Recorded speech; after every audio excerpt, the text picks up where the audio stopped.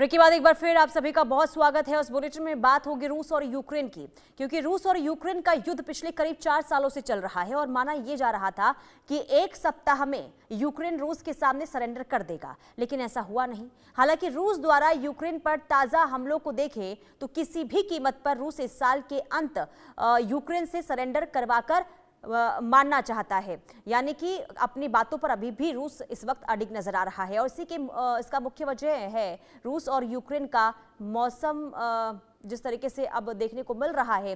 देखिए, रणनीति पर अपनी पानी फेर दिया गया, लेकिन अब परिस्थितियां रूस के माकूल है। रूस ने अक्टूबर महीने में हवाई हमले का रिकॉर्ड बना लिया है और इतने हमले अभी तक एक महीने में रूस ने कभी नहीं किया था। रूस अपने हर हमले में यूक्रेन के महत्वपूर्ण ठिकानों पर अटैक कर रहा है। यूक्रेनियन एयरफोर्स के मुताबिक रूस की सेना ने अक्टूबर में 270 मिसाइलें दागी है। ये सितंबर की तुलना में 40% ज्यादा है और ये संख्या 2023 की शुरुआत से अब तक के किसी भी महीने में सबसे अधिक है। इसके अलावा करीब 5000 ड्रोन हमले किए गए। इन हमलों में कई मिसाइलें और ड्रोन को इंटरसेप्ट किया गया। हालांकि एयर डिफेंस की कमी के कारण कई हमले सटीक निशाने पर भी लगे, जिससे यूक्रेन को भारी नुकसान भी हुआ है। यानी कि इन 4 सालों में एक के बाद एक हमले जो हो रहे हैं, इसमें भारी नुकसान दोनों ही तरफ से हुआ है। लेकिन इसके बावजूद भी ये युद्ध कैसे कहां खत्म होगी, इसे लेकर अभी किसी भी तरीके से कोई ना तो बातचीत होती हुई नजर आ रही है और ना ही कोई फिलहाल हल निकलता हुआ नजर आ रहा है। लेकिन बात हम अक्टूबर महीने की कर लेते हैं, यानी कि अक्टूबर में रूसी हमले से यूक्रेन किस तरीके से थर-थर कांपा, वो हम आपको ग्राफिक्स के जरिए समझाते। देखिए, रूस यूक्रेन की बात कर रहे हैं तो अक्टूबर में यूक्रेन पर रूस के ताबड़तोड़ हमले देखने को मिले हैं। इसके साथ ही एक के बाद एक कई हमलों से रूस ने यूक्रेन को दहलाया। यूक्रेन पूरी तरीके से इस वक्त तबाह नजर आ रहा है। रूस ने अक्टूबर में हवाई हमले का रिकॉर्ड बना लिया है, यानी कि बीते 4 सालों में जितने हमले नहीं हुए, अक्टूबर में उससे ज्यादा हमले हुए हैं। रूस ने अक्टूबर में यूक्रेन पर सबसे ज्यादा जो मिसाइलें हैं, जो ड्रोन से अटैक किए गए हैं, उसकी लगातार जो तस्वीरें हैं वो इस वक्त देखने को मिल रही है। और नतीजा ये कि यूक्रेन में जबरदस्त तबाही बनी हुई है। और देखिए, रूस यूक्रेन के महत्वपूर्ण ठिकानों पर अटैक लगातार कर रहा है, यानी कि जो महत्वपूर्ण ठिकाने, जो अहम ठिकाने हैं, वहां पर रूस लगातार निशाना बना रहा है। सितंबर की तुलना में अक्टूबर में सबसे ज्यादा अटैक हुए। रूसी हमले में यूक्रेन को भारी नुकसान पहुंचा है, जिसकी आशंका पहले भी जताई जा रही थी और वही होता हुआ इस वक्त नजर आ रहा है।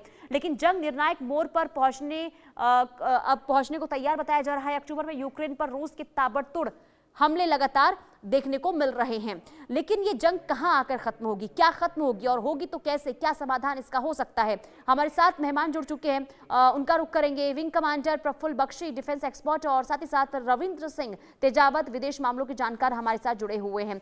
सबसे पहले मैं आपके पास आऊंगी, wing commander Praful Bakshi sir, क्योंकि देखिए 4 सालों में अभी तक किसी भी तरीके से इस बात को लेकर चर्चा नहीं हो रही है कि आखिर कैसे, कहां जाकर रूस और यूक्रेन की जंग खत्म होगी। लेकिन भारी नुकसान देखिए यूक्रेन में हुआ है और लगातार हम सिर्फ अक्टूबर की बात करते हैं तो रूस की तरफ से लगातार हमले जारी हैं और भारी नुकसान भी पहुंचा है अक्टूबर में।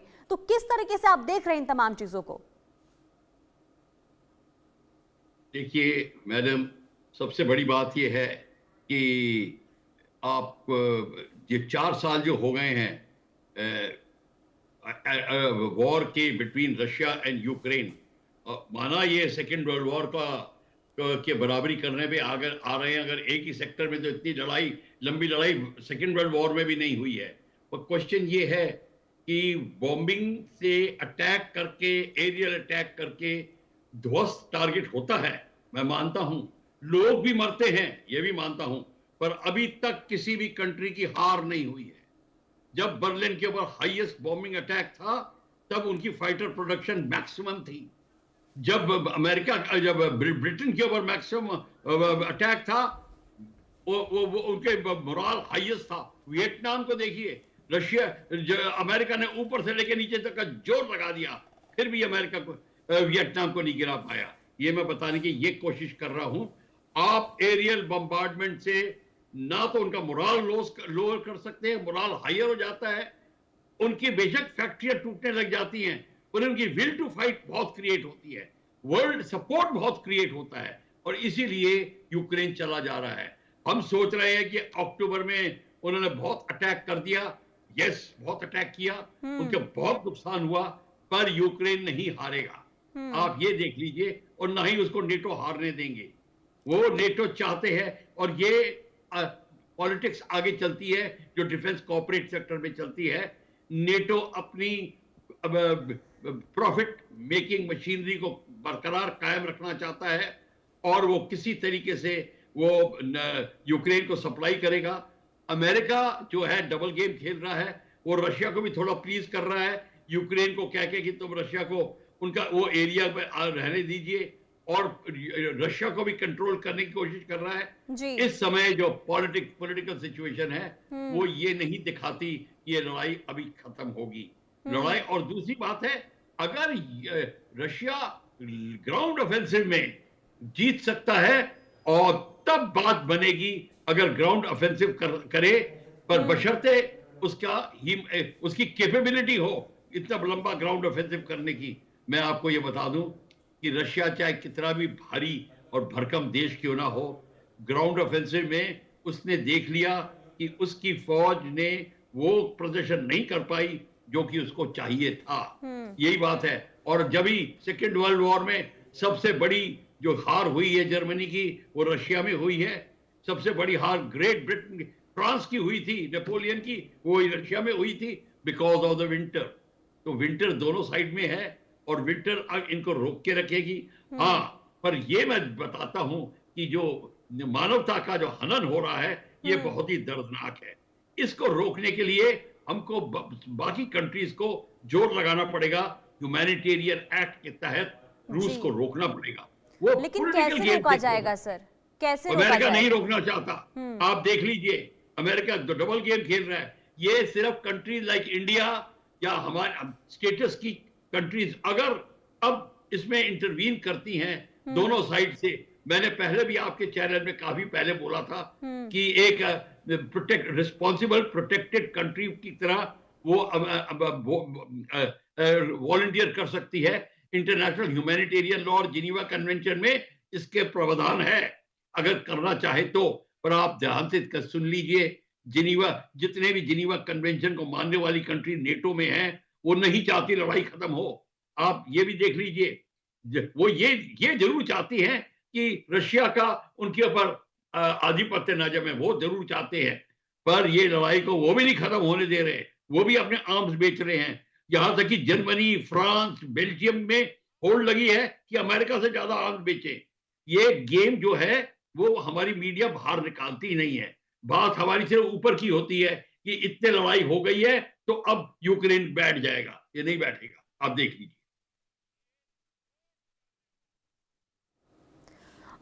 बिल्कुल, लेकिन सर अरविंद सिंह तेजावत सर, मैं आपसे ये समझूंगी, क्योंकि देखिए प्रफुल्ल बख्शी सर ने ये कहा कि देखिए ज़रूरी है कि इस जंग को रोका जाए, बात बनी, लेकिन कैसे बात बनाई जाए? क्योंकि देखिए यूक्रेन भी, नुकसान तो काफ़ी हुआ है, लेकिन इसके बावजूद भी यूक्रेन पीछे हटने को तैयार नहीं है। तो आखिर इस युद्ध का अंजाम क्या हो सकता है? क्योंकि अमेरिका का सपोर्ट भी अब यूक्रेन को मिल रहा है, तो आगे होने वाला क्या है? क्योंकि नुकसान यूक्रेन की अगर हम बात करते हैं तो बहुत तबाही वहां पर मची है। लगातार एक के बाद एक हमले रूस की तरफ से यूक्रेन पर हो रहे हैं। तो आखिर कैसे समाधान निकलेगा इस जंग का?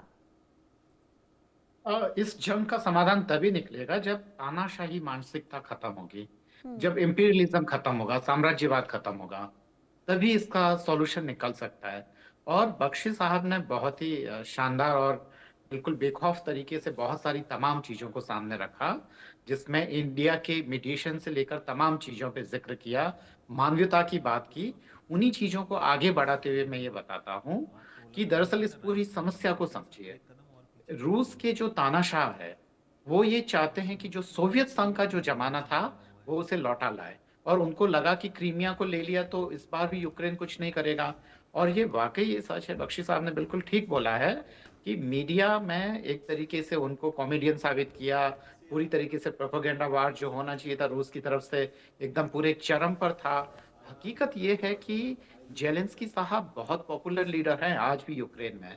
जो मेरी यूक्रेनी दोस्तों से जो बात हुई थी, तो उनका अभी भी जो पॉपुलैरिटी का परसेंटेज है वो 65 से 70% के बीच में है। ये दरअसल अस्तित्व की लड़ाई है। एक तानाशाह ये चाहता है कि वो पुराने सोवियत संघ का जो रूस का जो दबदबा था वह कायम करें, पर उसी हम्म। दबदबे के खिलाफ ये देश आजाद हुए थे क्योंकि हर जगह रशियन रशियन चीजें हो रही थी। तो वो हम्म। अपनी आइडेंटिटी को लेकर, अपनी चीजों को लेकर वो चाहते थे कि कम से कम हमें एक डेमोक्रेटिक स्पेस में सांस लेने की वो मिलनी चाहिए। एक बार उन्होंने समझौता कर लिया, 2 बार कर लिया, पर रूस जब बार-बार यूक्रेन पे आक्रमण करने लगा, तो रूसी जनता और वहाँ की लीडरशिप ने तय किया कि वो मरते दम तक लड़ेंगे और आखिर तक लड़ेंगे। तो जब तक ये जो इम्पीरियल, ये जो साम्राज्यवादी मानसिकता खत्म नहीं होगी, तब तक ये लड़ाई जारी रहेगी। दूसरी बात ये कि अमेरिका वहाँ पे भी अपना स्वार्थ देख रहा है क्योंकि वह रूस को अपना प्रतियोगी समझता है हम्म। और वह ये चाहता है कि रूस कमजोर होगा तो यह अमेरिकी हितों में होगा। और उधर जो बाकी यूरोपियन देश हैं वो भी अपना स्वार्थ छोड़ने के लिए तैयार नहीं है। तो ये लड़ाई चलती रहेगी जब तक कि हितों का टकराट होता रहेगा, जब तक कि मानवीयता कुचली जाएगी। और इस बात के साथ मैं अपनी बात खत्म कर लेता हूँ कि अब हम्म। तक 70 से 80 हजार लोग मारे जा चुके हैं इस जी। रशिया और यूक्रेन के युद्ध में। और ये युद्ध कोई एक तरफा है कुछ मामलों में, पर हम्म। कुछ मामलों में ये दो तरफा है। ये इजराइल और गाजा जैसा एक तरफा लड़ाई नहीं है। तो रूस को भी भयानक नुकसान हो रहा है और रूसी जनता पुतिन साहब के खिलाफ वहां सड़कों पर है। ठीक इसके उल्टे जेलेंस्की साहब के फेवर में वहां की जनता है। तो तमाम चीजें हैं जो मुझे लगता है कि काबिले गौर है। एक अंत में इंडियन मीडिएशन की बात मैं कर लेता हूँ। मैं बिना किसी पॉलिटिकल बायसनेस के साथ ये कहना चाहता हूँ कि अगर जेएल नेहरू होते तो शायद वो मीडिएशन वाली स्थिति में आ जाते, क्योंकि अगर हम उनका देखें, चाहे वो कोरिया वॉर हो या सुएज पे इजिप्ट के कब्जे को लेकर हो, तो तमाम चीजों में भारत ने हम्म। मीडिएशन किया है। पर अभी की लीडरशिप शायद ये सोचती है कि भारत पहले अपना ध्यान रखे, यूं फालतू के किसी बाहर के पछड़ों में पड़ने से क्या फायदा है। पर मुझे लगता है कि ये जरूरी है क्योंकि इससे भारतीय हित प्रभावित हो रहे हैं। हमारा जो एकमात्र एयरबेस जो था, कुछ हम्म। और भी कहते हैं कि हैं, पर जो सबसे मजबूत एयरबेस था, जो स्ट्रेटेजिकली काफी काम का था, ताजिकिस्तान, वहां हमें खाली करना पड़ रहा है और लगातार हम बहुत सारे मामलों में। तो मुझे लगता है कि एक एग्रेसिव डिप्लोमेसी और खासकर विदेश नीति की जरूरत है, पुनीता जी। हम्म। हम्म। ठीक है। जी। लेकिन प्रफुल्ल बख्शी सर, क्योंकि देखिए जिस तरीके से अभी सर ने भी जानकारी दी कि क्या हालात, क्या स्थिति हो सकती है, लेकिन अगर मैं सैन्य क्षमताओं के अनुसार बात करूं, देखिए रूस तो है ही ताकतवर, लेकिन अब जिस तरीके से यूक्रेन को भी सपोर्ट मिल रहा है, टॉमहॉक मिसाइल देने की बात कही जा रही है, इसके अलावा भी देखिए कई देश यूक्रेन के सपोर्ट में आए हैं, तो किस तरीके से नजर आ रहा है? अगर सभी एक साथ आते हैं तो रशिया के सामने क्या यूक्रेन ताकतवर नजर आ रहा है क्या? पुनीता जी देखिए, रशिया के सामने यूक्रेन ताकतवर बेसिकली ना हो, पर एक बात तो ये आपको मैं बता दूं कि अगर आपको कभी किसी जगह पे ऑक्यूपाई करना है ऑन अ फ्लैट ग्राउंड, तो 1:3 का रेशो होना चाहिए, 3:1 का रेशो होना चाहिए इन योर फेवर। और माउंटेन्स में वो 9:1 हो जाता है। मतलब आपको उतनी बड़ी फौज चाहिए। रशिया के पास फौज बड़ी है, पर इतनी बड़ी नहीं हो सकती कि वो 9:3:1 टू 5:1 का रेशो ले सके। और दूसरा ये भी देखा गया था कि रशिया के पास बेसिकली लेटेस्ट आर्मामेंट है, अभी लेटेस्ट मिसाइल और लॉन्ग रेंज मिसाइल और कई चीजें वो लगा रहा है। ये मैं बात कर रहा हूं, चाहे हाइपरसोनिक मिसाइल हो, चाहे लॉन्गेस्ट रेंज की मिसाइल हो। ये जो मिसाइल होती हैं, उनका जो उनकी कैपेबिलिटी होती है, जो वॉरहेड की कैपेबिलिटी है, एक बिल्डिंग की जगह 2 बिल्डिंग तोड़ देगा, 3 बिल्डिंग तोड़ देगा, बिल्डिंग ही तोड़ेगा, सिर्फ 3 हवाई छेद कर देगा रनवे में, या ऐसी चीज होगी।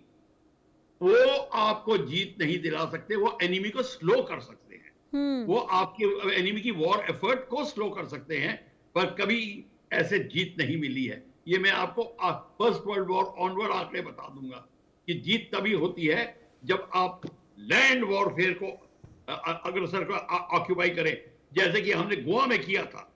अगर आर्मी गोवा में आर्मी ना होती तो हम पोर्चुगीज से ले नहीं सकते थे, ये बात है। और चाइना ने जैसे किया, चाइना की आर्मी ने हमारी अक्साई चेन को 48,000 स्क्वायर किलोमीटर कब्जे में लाए हैं, तब उनकी प्रॉब्लम खड़ी हुई है। वैसे आप उनके अटैक करके आ जाइए, वो भी आपका अटैक करके आ जाएंगे। आपके शायद 15,000 मरेंगे, उनके 7,000 मरेंगे, कोई फर्क नहीं पड़ता, सब भूल जाएंगे। तो एक तो ये है। और अरविंद सिंह जी बिल्कुल ठीक कह रहे थे कि हमारे जो पॉलिसी के हिसाब से और इंडिया को अपना भी इंटरेस्ट देखना पड़ेगा। पर इंडिया को एक भी चीज है कि इंटरेस्ट अगर इसमें थोड़ा सा योगदान दे देंगे तो हमारा इंटरेस्ट ऐसे ये नहीं है कि हम इग्नोर कर देंगे अपने इंटरेस्ट को, बल्कि बाकी कंट्रीज भी हमारी तरफ थोड़ा झुकाव करेंगे। चलिए सर, मैं आपके पास आऊंगी, रोकना चाहूंगी, बड़ी खबर सामने आ रही है, इसके पास वापस आपके पास लौटूंगी। देखिए, रूस पर यूक्रेन का जोरदार पलटवार जारी है और 24 घंटे में यूक्रेन ने 200 से ज्यादा ड्रोन दागे हैं और रूस के ऊर्जा ठिकानों पर ताबड़तोड़ हमले किए हैं। यूक्रेन के ड्रोन अटैक से भारी तबाही रूस में मची है। और सर, मैं आपके पास वापस लौटूंगी। देखिए, ताकत की बात हम कर रहे थे, क्षमताओं की बात कर रहे थे, और कैसे पलटवार यूक्रेन की तरफ से लगातार किया जा रहा है। और अभी भी देखिए, ड्रोन के जरिए किस तरीके से अटैक किया गया, ऑयल डिपो को ध्वस्त किया गया है रूस में यूक्रेन की ओर से। बिल्कुल, यूक्रेन की तरफ से पलटवार हुआ है और यूक्रेन बड़ी इफेक्टिवली अटैक कर रहा है। और इस समय अटैक कर रहा है वो जब रशिया को बहुत जरूरत पड़ेगी। विंटर्स आर अप्रोचिंग और वो पावर प्लांट्स में अटैक कर रहे हैं, यानी कि हीटिंग अरेंजमेंट्स जो आप रशियन विंटर्स में जो रशिया गए हैं, जो हम लोग में से यूक्रेन, रशिया, बेलारूस गए हैं, उनको पता होना चाहिए कि वहां की विंटर्स इतनी जबरदस्त होती हैं कि अगर आप हीटिंग प्लांट्स को ध्वस्त कर दीजिए, वहां जनता बैठ जाएगी। बिल्कुल बिल्कुल, यानी कि देखिए, यूक्रेन भी पूरी रणनीति के साथ आगे बढ़ता हुआ, पलटवार करता हुआ नजर आ रहा है। बहुत शुक्रिया आप दोनों का ही सर इस चर्चा में जुड़ने के लिए। और देखिए, लगातार जिस तरह की स्थिति इस वक्त देखने को मिल रही है, लेकिन देखना यही होगा कि आगे होता क्या। बहरहाल, अब सीधे आपको ले चलते हैं बिहार, जहां सहरसा से प्रधानमंत्री नरेंद्र मोदी इस वक्त मौजूद है। क्या कह रहे हैं वो सुन लेते हैं। महासेतु रेल पुल का शिलान्यास